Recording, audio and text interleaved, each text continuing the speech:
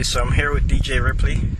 And DJ Ripley, just like to ask you a few questions. Alright. Where are you from originally? I was born outside Boston, Massachusetts, in the US. And I grew up there originally.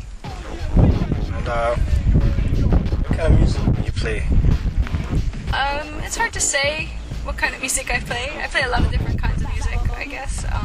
I mean, some things I play are rocksteady and ska and dub, but then beyond that I play a lot of loop-based music with heavy bass and lots of breaks that samples Jamaican music and other kinds of music from all over the world. So it's very eclectic and very global and very bass-heavy.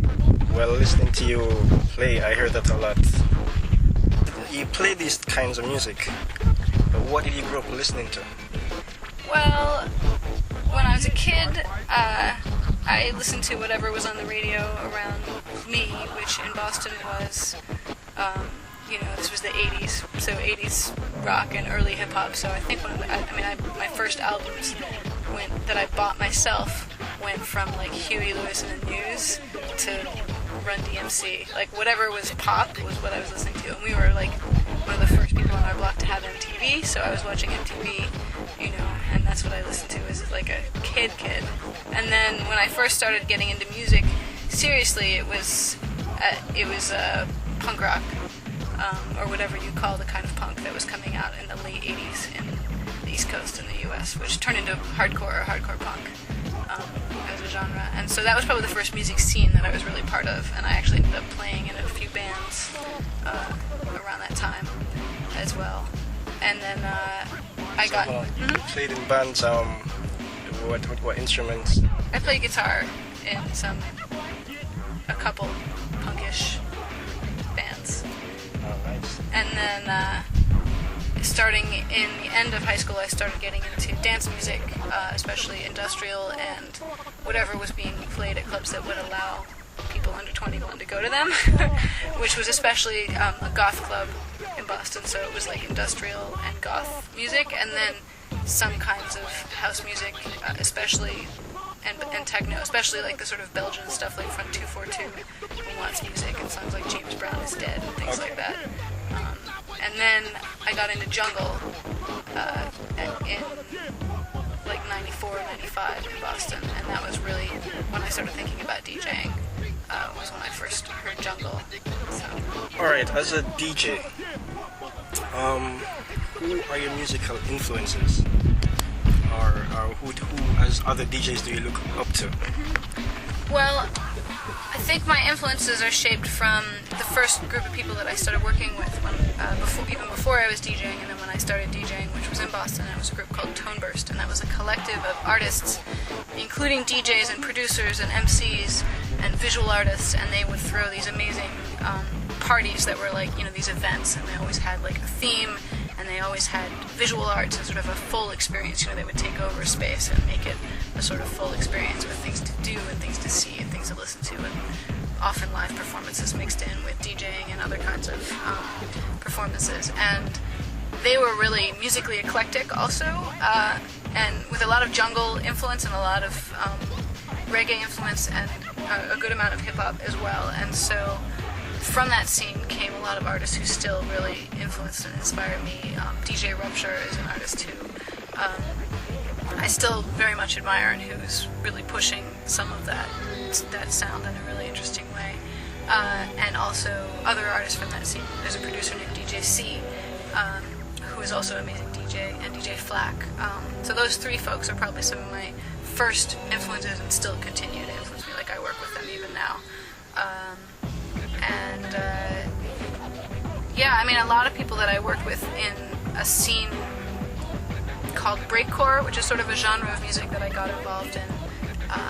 Is that like hardcore and break? Yeah, basically. It's hard to, that's the basic definition, but it became a sort of genre that just tended towards extremes, and so it's extremely creative, but it's extremely out there. It's often extremely aggressive, but it's a sort of underground scene. It's kind of a punk rock kind of feel to it sometimes, and that network of people involved in it were really committed and really fun to work with because they were really interested in just sort of pushing the music. It's not a very capitalistic scene. Nobody's making any you money, but you can just sort of do a lot of crazy stuff. People are just doing crazy stuff, and a lot of the people in that scene really influenced me too. So there's DJ Sheen, she's a German DJ who I got to know, and there's a guy who went by the name Donna Summer, but is now called Jason Forrest, who's a really great producer. And yeah, there's tons of people. I can't really even name them all, but those are some to start with who really influenced me. And also, for many years, I worked with DJ Kid Chameleon, who is also a really creative and talented DJ and thinker about music, and really inspires me musically as well. I have listened to Kid Chameleon's, well, one of his mixes, and I really enjoyed it. He kept Elephant Man with some, what was it? A Night in Tunisia, I think. I think that's the mashup anyway. It was some classic stuff. Anyway, let's move on. Where have you played around the world? Where have you played? Well, I couldn't really list it all. I think I counted that I'd been in 13 countries at this point. Most of them in Central and Eastern and Northern Europe. I've played a lot in Germany and Austria and the Czech Republic, and also in Finland.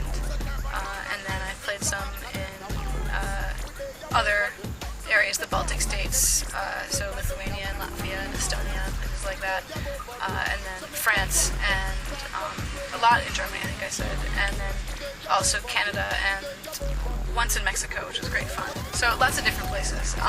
Some of my favorite gigs were, I guess, one of my favorites I've played a few times, although in a way it makes a better story. Sometimes the experiences when they're happening can be annoying or frustrating, but one of the better gigs I had was on the MS Stubnitz, which is a former commercial fishing ship that is run, whose events are run by a collective of artists, and it's totally seaworthy, and it goes up and down the European coast from Rotterdam all the way up to St. Petersburg.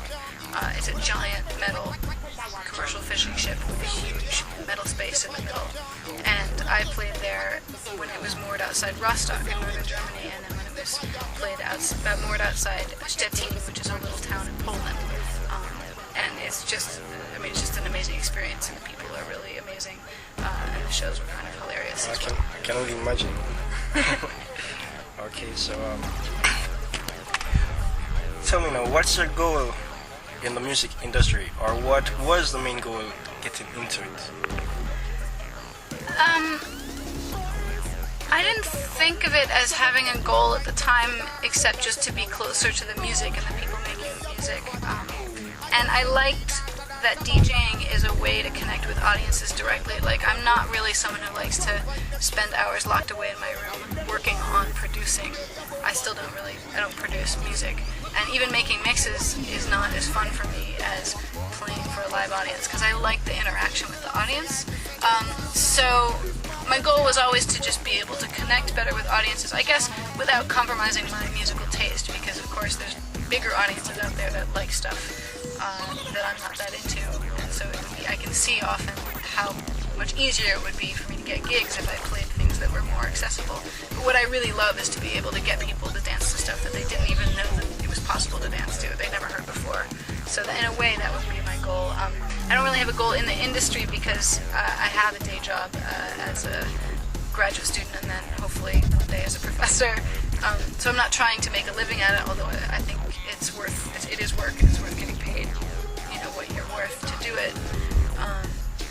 But I'm happy to represent the music I love, and I guess another goal would be that I like getting all kinds of different people on the dance floor together at the same time. Those have been the shows I would say are the biggest successes, are when I can look out on the dance floor and I see multiple races, multiple genders, multiple ages, multiple sexualities, and everybody's just having a great time.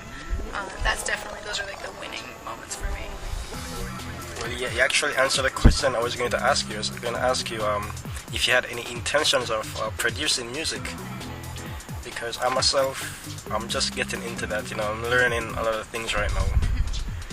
So you said it's not as fun as actually playing live, which I agree, but is there any other reason why you don't really want to get into producing? Yeah, I would say,